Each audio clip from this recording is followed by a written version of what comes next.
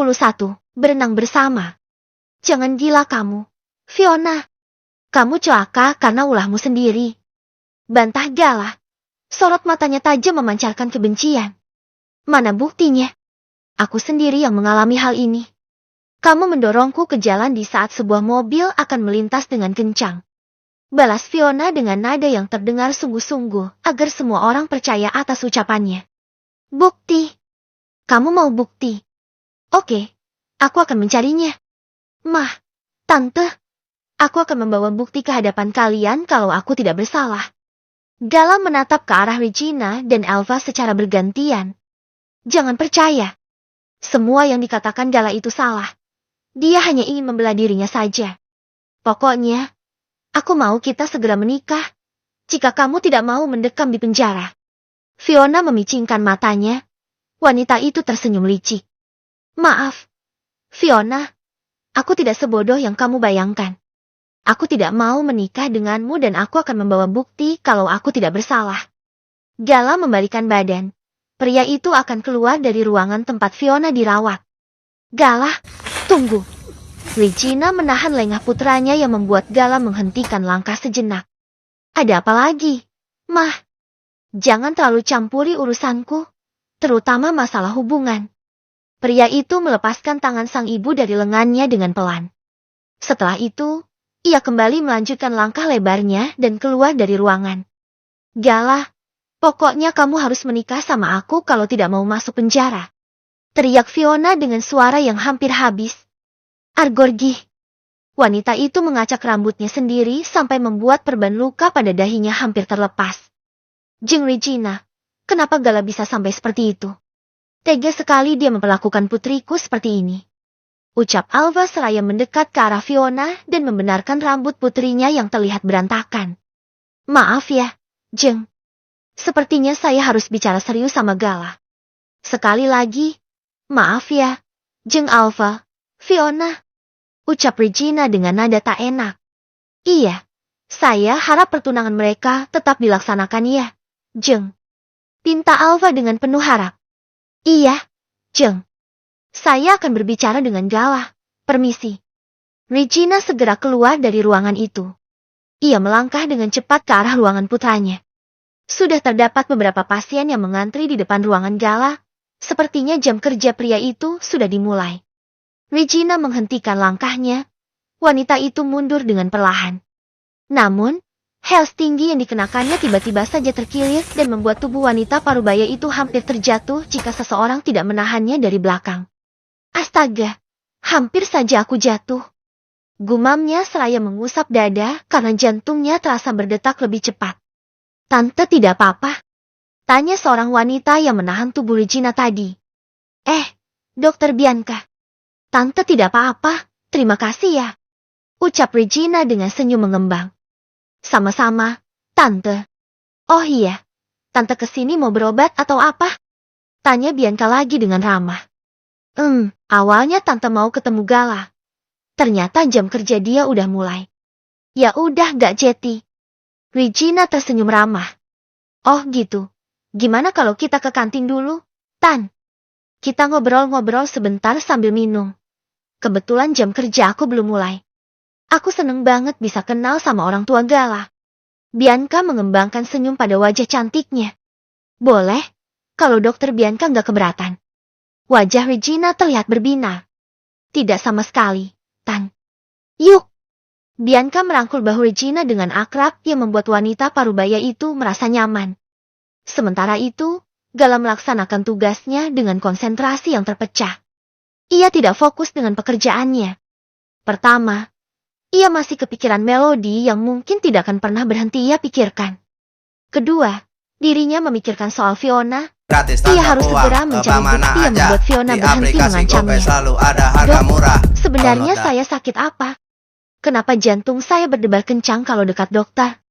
Tanya seorang wanita yang kini sedang terbaring di atas brengker pasien. Wanita itu sudah siap diperiksa oleh dokter idolanya. Serangan jantung. Jawab Gala asal. Ia tak menyadari dirinya mengatakan itu, karena saat ini pikirannya entah kemana. Apa? Yang benar, Dok. Masa saya serangan jantung sih? Pekik wanita itu dengan mata membulat. Maaf. Saya periksa dulu ya. Ucap Gala seraya menempelkan stetoskop pada dada wanita berambut pirang tadi.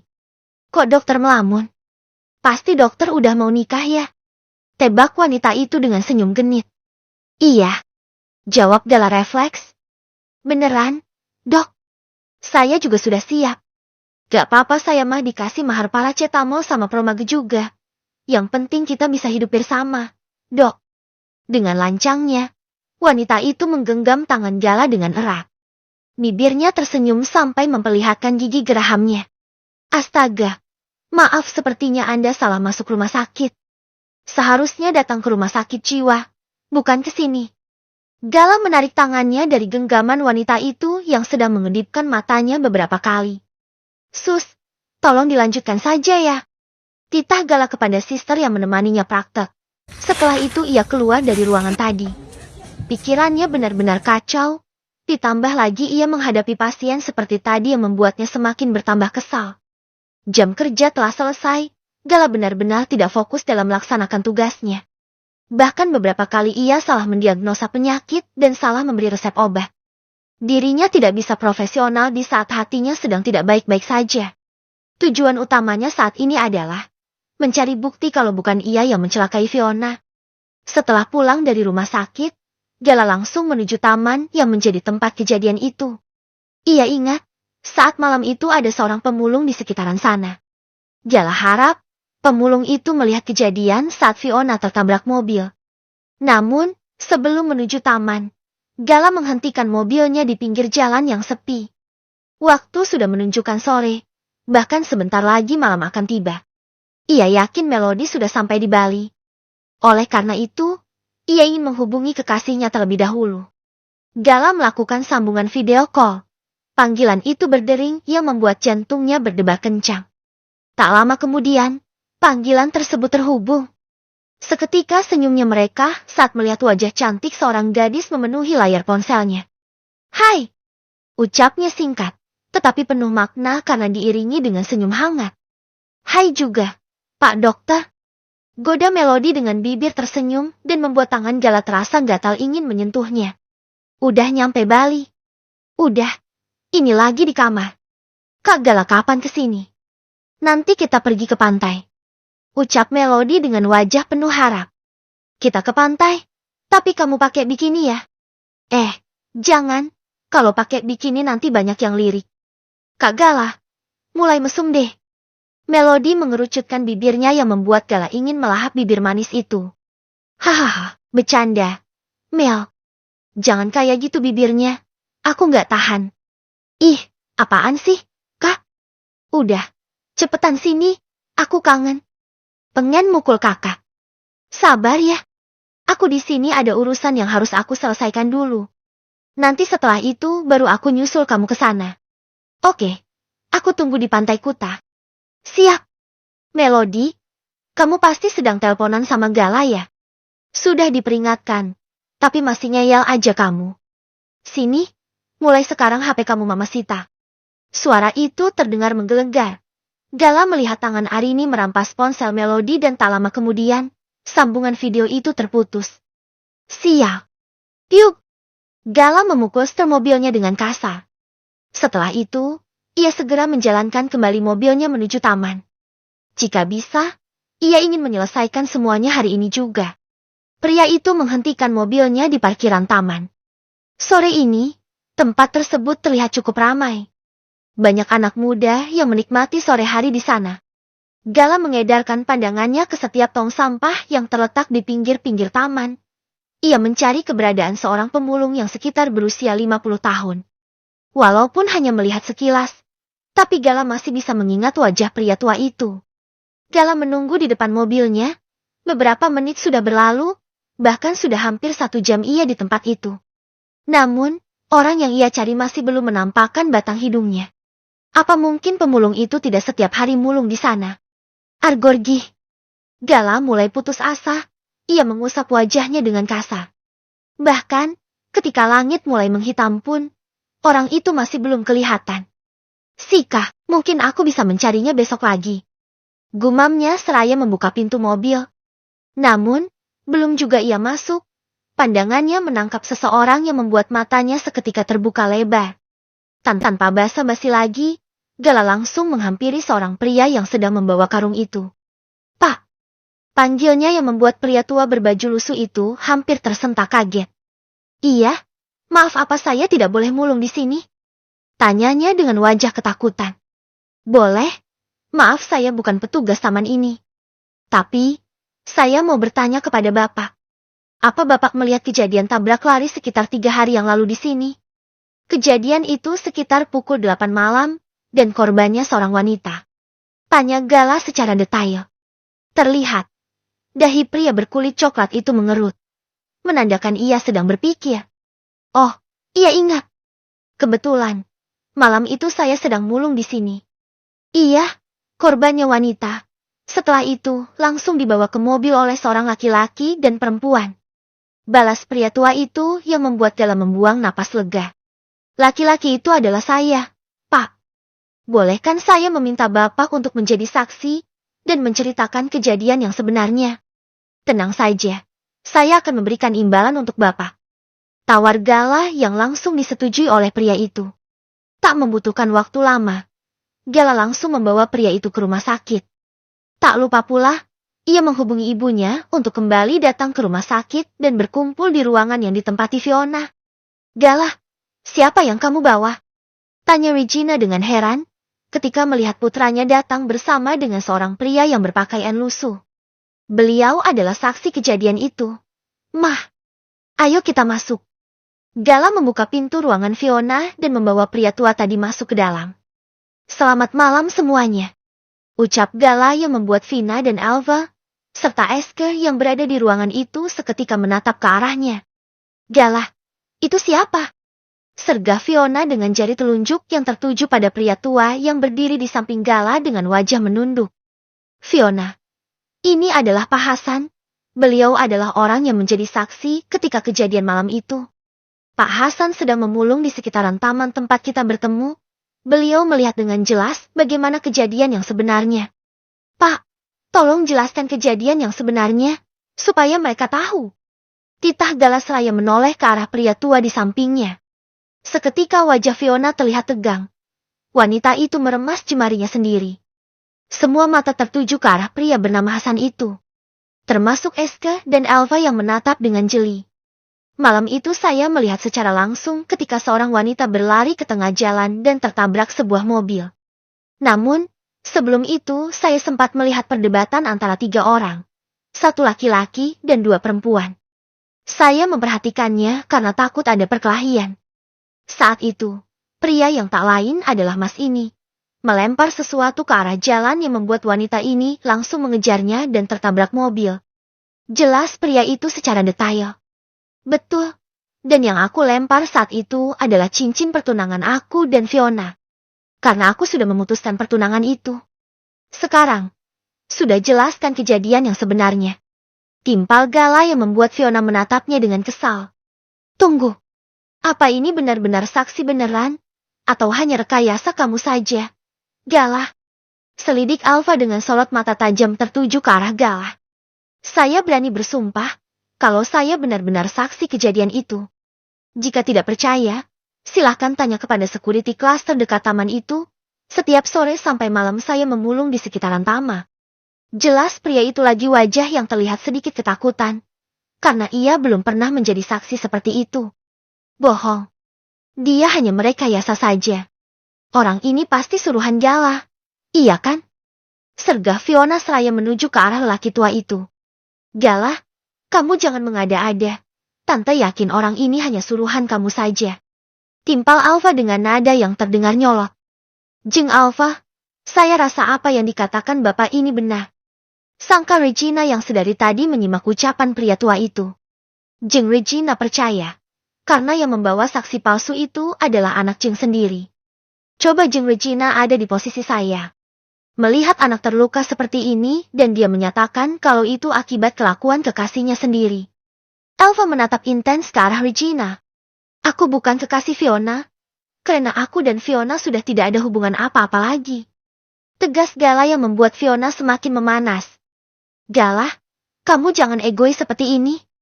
Kenapa kamu mempermainkan hati anak tante? Alpha mengalihkan pandangannya ke arah Gala.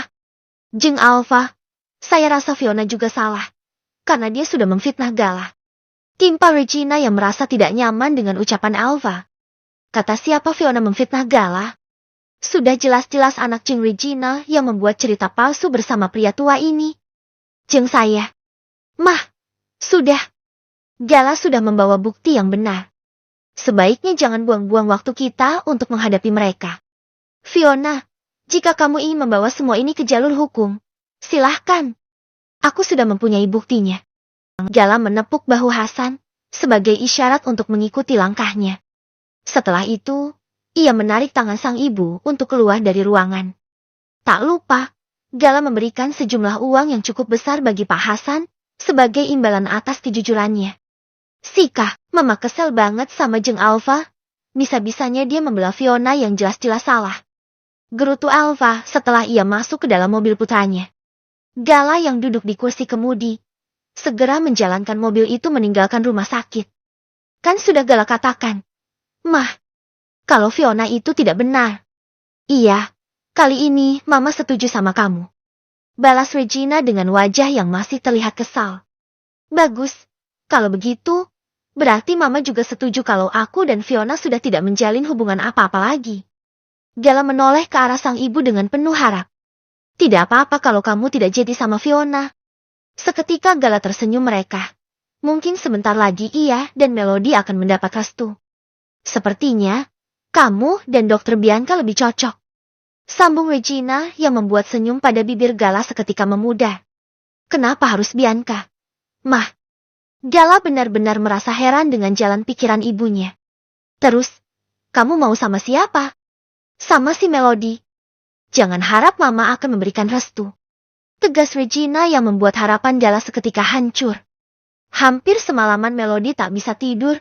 Gadis itu sibuk dengan tangis sampai membuat matanya sembab ketika pagi hari. Satu-satunya benda yang bisa menghibur dirinya, kini disita oleh sang ibu. Melody benar-benar merasa seperti anak tiri ketika mendapat perlakuan seperti itu dari ibunya sendiri. Arini memang lebih keras mendidik anak-anaknya, berbeda dengan Marcel yang lebih santai dan sering menuruti kemauan anak-anaknya. Oleh karena itu, Melody dan Sky lebih dekat kepada Marcel daripada Arini. Melody tersenyum tipis. Matanya berbinar ketika melihat Sky sedang bermain ponsel di ruang tengah. Sepertinya, adiknya itu sedang bersiap untuk berangkat sekolah. Pagi adikku yang ganteng menyundul Sky. Celetuk Melody seraya menjatuhkan tubuhnya di samping sang adik. Sky yang sedang memakai sepatu refleks menoleh ke arah kakaknya. Aku tuh emang Sky. Tidak usah memakai bahasa menyundul Sky segala. Protes pemuda berkulit putih dan berparas tampan itu. Wajah Sky tak jauh beda dari Melody. Hanya saja karena ia laki-laki jadi versi yang berbeda. Kaku banget sih jadi manusia. Melody mengusap kasar wajah adiknya. Kak, bisa diam gak? Sky melempar tatapan geram ke arah kakaknya. Apa? Takut bedaknya luntur kalau kakak usap kayak gini mukanya. Melody kembali mengusapkan telapak tangannya pada wajah Sky yang membuat pemuda itu semakin bertambah kesal. Salah satu hiburannya di rumah itu adalah menggoda sang adik yang memiliki sikap kaku dan jarang bercanda. Kak, aku ini laki-laki, mana mungkin pakai bedak?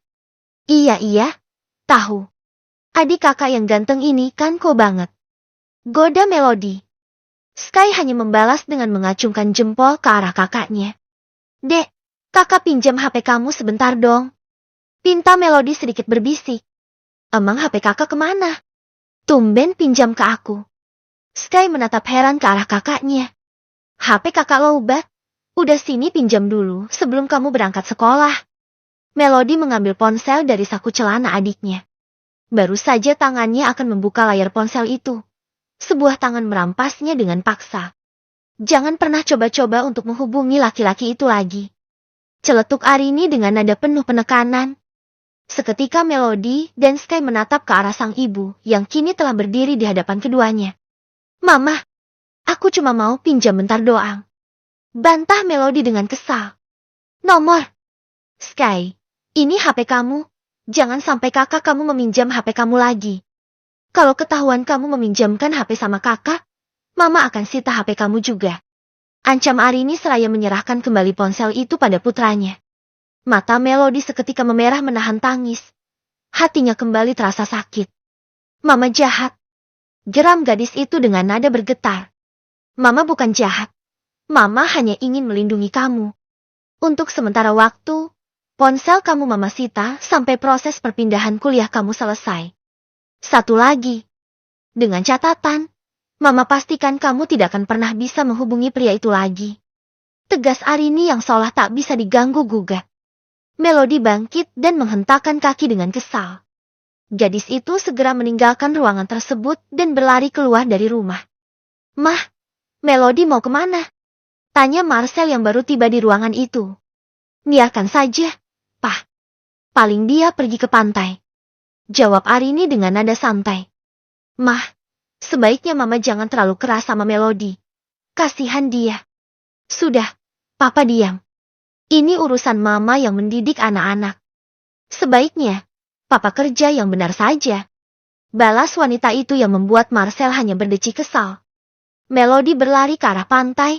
Jarak rumahnya dengan pantai Kuta cukup dekat, sehingga dengan berjalan kaki saja ia bisa tiba di sana.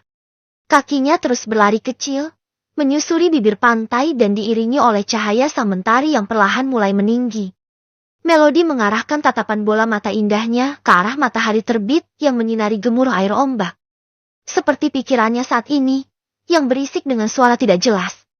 Melody menghadapkan wajahnya ke arah laut luas, menikmati sepoyan angin pagi di bibir pantai.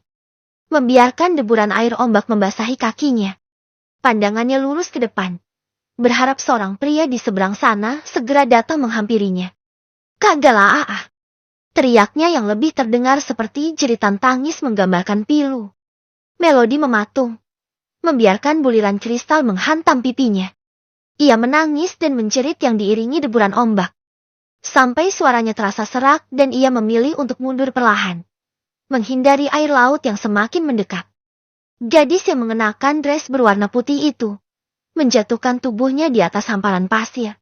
Saat ini, Melody tak ingin apa-apa. Ia hanya ingin diam sambil membayangkan seseorang yang ia rindukan datang padanya. Melody, panggil seseorang dari arah samping. Seketika kesadaran Melody kembali, jantungnya berdebar, berharap suara panggilan itu berasal dari orang yang sangat ia rindukan. Melody menoleh ke arah kanan, namun seketika harapannya sirna ketika yang muncul adalah orang lain. Mel, kamu di sini juga. Sean berlari kecil ke arah Melody. Pemuda yang memiliki rambut sedikit ikal itu tersenyum padanya. Meski begitu, wajah Sean terlihat tampan dan manis dari pria pada umumnya. Iya, kamu juga di sini? Balas Melody agar tidak terkesan sombong. Rumah Sean dan Melody berdekatan. Bahkan mereka sudah bersahabat sejak kecil. Namun, sepertinya Sean mempunyai perasaan lebih pada gadis itu. Aku pikir, kamu tidak akan pulang secepat ini, Mel. Sean ikut duduk di samping Melody. Sepertinya, Bali lebih cocok untukku. Melody tersenyum ngenes, karena hatinya terasa perih ketika mengatakan itu. Seloroh Sean dengan senyum menggoda.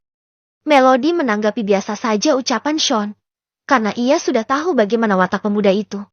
Bisa aja kamu. Melody menoleh ke arah Sean. Matanya tertuju pada tangan pemuda itu yang sedang memegang sebuah ponsel. Mungkin, Sean bisa meminjamkannya ponsel sebentar. Sean. Apa aku boleh minta sesuatu? Tanya Melody sedikit ragu. Minta apa? Mel. Asal jangan meminta aku untuk menukar matahari menjadi bulan saja. Seloroh Sean lagi yang membuat Melody tersenyum tipis. Apa aku boleh meminjam ponselmu? Aku mau menghubungi temanku di Jakarta. Kemarin aku lupa berpamitan. Ucap Melody. Baiklah, aku tidak akan bertanya ponselmu kemana. Karena jika ponselmu ada, pasti kami tidak akan meminjam padaku. Sean terkekeh. Pintar. Melody mengacungkan jempolnya ke arah pemuda itu. Tapi, setelah meminjam ponsel, kita berenang ya? Sudah lama kita tidak berenang. Mel. Ajak Sean yang membuat Melody berpikir sejenak. Sebenarnya ia malas, namun demi bisa menghubungi Gala, ia terpaksa menyanggupi ajakan pemuda itu. Oke. Melody mengulurkan tangannya ke hadapan Sean. Pemuda itu langsung menyerahkan ponselnya. Tak membutuhkan waktu lama, Melody langsung memasukkan nomor Gala dan mengirim pesan kepada pria itu. Melody, hai, Kak. Apa kabar? Aku harap masih baik dan tetap baik. Ini aku, Melody. Aku memakai ponsel temanku di sini. Maaf, semalam ponselku disita Mama. Jadi sekarang kita tidak bisa berkomunikasi dengan lancar. Melody mengetik pesan itu dengan rasa sakit, tetapi ia berusaha menahan tangis agar Sean tidak melihatnya. Pesan itu langsung dibaca dan dibalas oleh Gala. Gala, kabar baik. Mel, kamu juga gimana? Jangan nangis lagi. Jangan sedih lagi. Aku akan segera menyusulmu ke sana. Aku sedang mencari waktu yang tepat agar bisa libur. Seketika bibir Melody tersenyum ketika membaca pesan dari Gala. Melody, siap. Aku tunggu di sini. Mel, ayo berenang. Kayaknya seger banget. Ajak Sean dengan tak sabar. Ya udah, nih ponselmu. Melody menyerahkan ponsel itu kembali pada Sean. Padahal ia masih ingin bertukar pesan dengan Gala. Namun, sebelum itu ia menghapus riwayat pesannya dan menghapus kembali nomor Gala pada ponsel Sean. Ayo, Mel. Pemuda itu menarik tangan Melody mendekat ke arah ombak. Keduanya menjatuhkan diri ke dalam air laut yang terlihat jernih. Melody menikmati air laut itu. Sudah cukup lama ia tidak berenang di sana. Sean mengambil ponselnya dan mendekat ke arah Melody yang terlihat basah kuyup karena telah menceburkan diri ke dalam air laut. Mel, foto dulu yuk. First time kita ketemu lagi. Sean mengarahkan kamera ponselnya pada Melody. Pemuda itu mengambil beberapa potret dirinya bersama dengan Melody. Setelah itu, keduanya kembali berenang bersama, menikmati deburan ombak di bawah sinar mentari yang semakin meninggi. Sesekali Sean menggoda Melody yang membuat gadis itu kembali tersenyum. Sean, aku udahan. Aku pulang duluan ya. Ucap Melody seraya berjalan ke arah tepi pantai.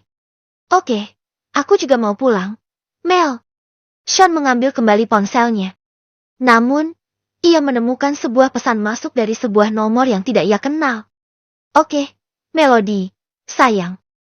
Jaga diri baik-baik ya. Pesan itu diakhiri dengan emotikan love.